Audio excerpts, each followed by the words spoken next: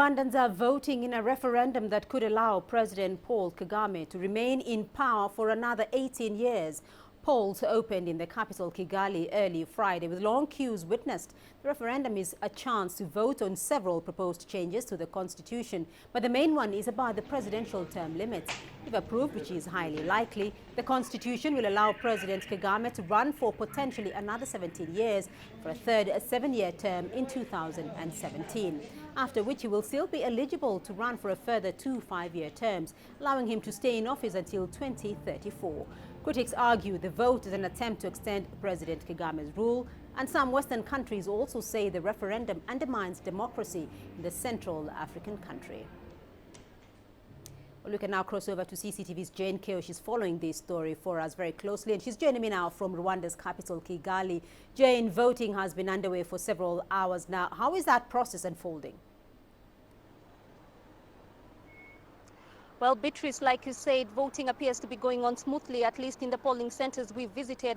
There's a huge voter turnout, which was widely expected. Now, President Paul Kagame has just cast his ballot a couple of minutes ago right here in Rugunga, which is where we are. And of course, he maintains that this is a people-driven process. When asked whether he was worried he would set a bad precedent by agreeing to a third term, he said that he really did not ask for it. It was Rwandans who demanded the change. Now, Beatrice, of course, the president has said he will be making his decision based on the outcome of the referendum. But of course, it's interesting also because one of the questions we asked him is what we can expect if indeed he stands for a third term. He said that his record speaks for himself. Now, Beatrice, that announcement from the president, of course, could be made in the coming days or in the coming months.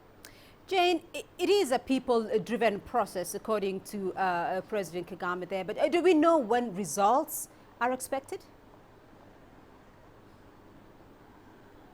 Well, Beatrice, officials say provisional results are not expected, should be expected in the next 2 to 3 days, but final results should be out on a Monday. Now, we do know that at least 6.4 million Rwandans had registered to vote by going by what we are seeing today, by a huge voter turnout. Of course, there's little doubt about the expected outcome of this referendum. Of course, the opposition has argued that, you know what, this is all staged. They believe that this is a flawed process, and they've not really had a chance to campaign or sell their no campaign to their supporters. Now, we know that 2/3 of these voters, that's 3.7 million people, demanded for this change back in July when they signed for this petition, asking for the change in the constitution, for the change in the presidential term limits, and making an exception particularly for President Paul Kagame to be allowed to run for another 7 years, plus for another 10 years once the changes come into effect in 2024.